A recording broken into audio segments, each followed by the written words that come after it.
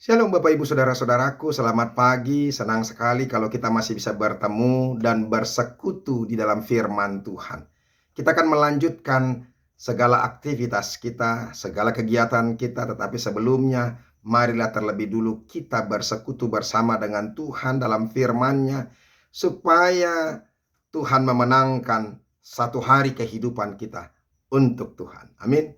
Bapak Ibu Saudara-saudaraku, firman Tuhan yang menjadi renungan buat kita hari ini yaitu yang diambil dari 2 Samuel pasal yang ke-12 ayat yang ke-13. Tetapi sebelumnya marilah terlebih dulu kita menyerahkan hati dan pikiran kita untuk diterangi oleh Roh Allah. Mari kita berdoa.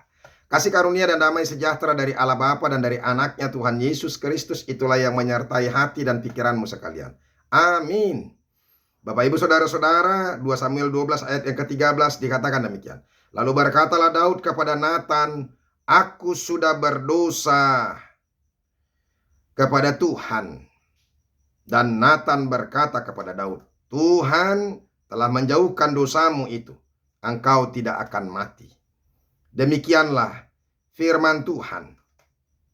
Bapak Ibu Saudara-saudaraku yang dikasihi Yesus Kristus, mengakui kesalahan, mengakui dosa, mengakui kejahatan bukanlah hal yang mudah. Menerima teguran dari teman, menerima teguran karena kesalahan, kejahatan kita, itu bukanlah hal yang mudah. Karena ketika kita mengakui kesalahan kita, karena ketika kita mengakui dosa kita, mengakui kejahatan kita di hadapan Tuhan, terlebih di hadapan manusia, maka itu mempertaruhkan apa?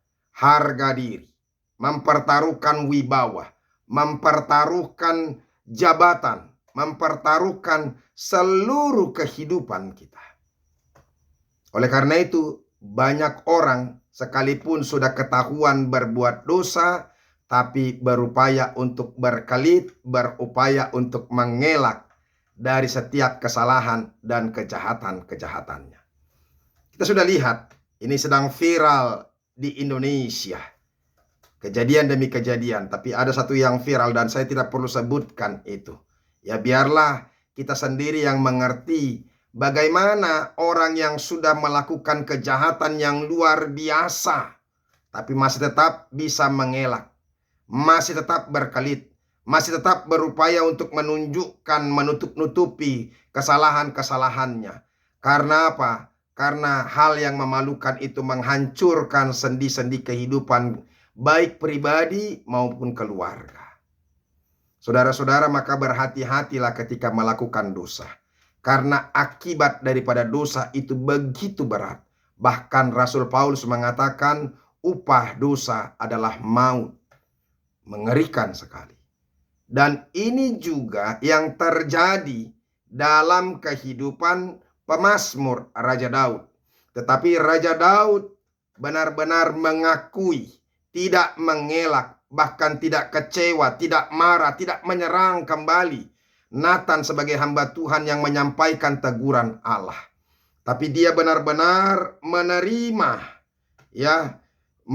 setiap apa yang disampaikan kepadanya teguran itu. Ia menerima teguran dari Tuhan dan mengakui bahwa ia bersalah.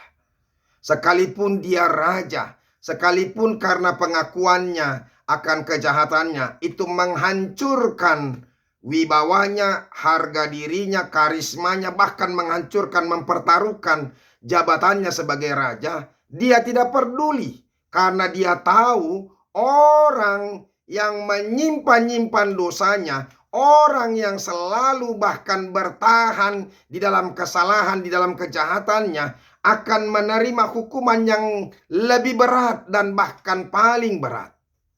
Dia tahu bahwa Tuhan akan murka dan dia tidak peduli jabatan, dia tidak peduli wibawa, dia tidak peduli segala-galanya. Sekalipun dia kehilangan banyak hal, tapi dia tidak mau kehilangan Tuhan dan kehilangan kehidupan yang kekal untuk waktu yang akan datang. Oleh karena itu Bapak Ibu Saudara-saudara, mari kita lihat apa yang seharusnya boleh dilakukan oleh orang-orang yang ditegur, apalagi ketika melihat teladan yang diberikan oleh oleh Raja Daud ini. Yang pertama, saudara-saudara, bertobatlah dengan sungguh-sungguh. Jangan memberikan kesempatan kepada dosa untuk menguasai diri kita. Putuskan ya kuasa dosa itu, selesaikan. Jangan biarkan itu menjadi berkembang kembali. Jangan biarkan dirimu diikat oleh kuasa dosa dan kejahatanmu, karena akibatnya lebih fatal dari apa yang seharusnya kita terima. Kalau kita menyadari dan kita mengakui kesalahan kita di hadapan Tuhan, firman Tuhan berkata 1 Yohanes 1 ayat 9, Tuhan itu adalah setia dan adil. Dia akan apa? Mengampuni kita ketika kita bermohon pengampunan dosa kepadanya. Makanya akuilah dosa-dosa kita di hadapan Tuhan. Ya. Yang kedua, saudara-saudara, justru kita disuruh untuk menghampiri Allah dengan doa dan apa? Menerima pengampunan, kasih karunia dan kemurahannya. Saudara-saudara, orang-orang yang berdosa yang datang menghampiri Tuhan dan bermohon pengampunan kepadanya, Tuhan pasti akan apa? Menerima orang tersebut. Saudara-saudara, tidak peduli dosamu sebesar apa.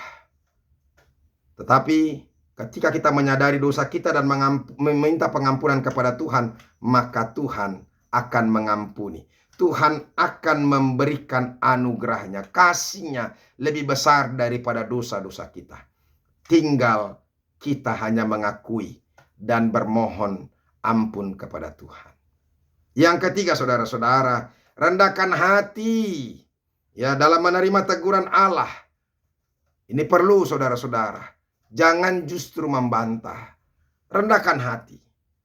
Bahkan Daud sebagai seorang raja yang kuasanya begitu luar biasa, dia merendahkan hati di hadapan Tuhan. Karena dia tahu tidak ada yang bisa dia andalkan. Kerajaan, kekuasaannya itu datang dari Tuhan. Apa yang bisa dia andalkan? Hanya mengakui kekurangan dan memohon ampun kepada Tuhan. Makanya hari ini sekali lagi firman Tuhan mengingatkan, aku sudah berdosa kepada Tuhan. Dia mengakui dosa-dosanya. Makanya Nathan berkata, Tuhan telah menjauhkan dosamu itu. Engkau tidak akan mati. Artinya ketika kita mengakui dosa kita, maka Tuhan membalas dengan apa? Dengan menjauhkan dosa kita itu. Dan kita tidak akan mati binasa. Karena dosa-dosa kita itu sudah diampuni oleh Tuhan. Semoga firman Tuhan ini mengingatkan kita supaya kita boleh berbalik kepada Tuhan. Tuhan Yesus memberkati. Amin. Terima kasih ya Tuhan untuk firman-Mu yang boleh kami dengarkan. Sekali lagi kami diingatkan supaya kami jangan tinggal dalam dosa. Jangan kami membiarkan dosa itu menjalar terus dan terus berkuasa dalam kehidupan kami. Sebab kami akan mati oleh karenanya. Tapi justru kami harus menghampiri Tuhan dan bermohon pengampunan kepadamu, supaya Engkau memberikan anugerah dan pengampunan itu kepada kami. Kemurahan-Mu yang besar itu akan mengalir dalam kehidupan orang-orang yang mengakui kekurangan dan kesalahannya dan meminta ampun kepada Tuhan. Terima kasih Yesus. Amin. Bapak Ibu Saudara-saudara, sudah dengarkan firman Tuhan. Akui dosamu di hadapan Tuhan, minta ampunlah, maka Tuhan pasti akan melepaskan kita dari kuasa maut itu. Tuhan Yesus memberkati kita. Sampai ketemu besok. Salam.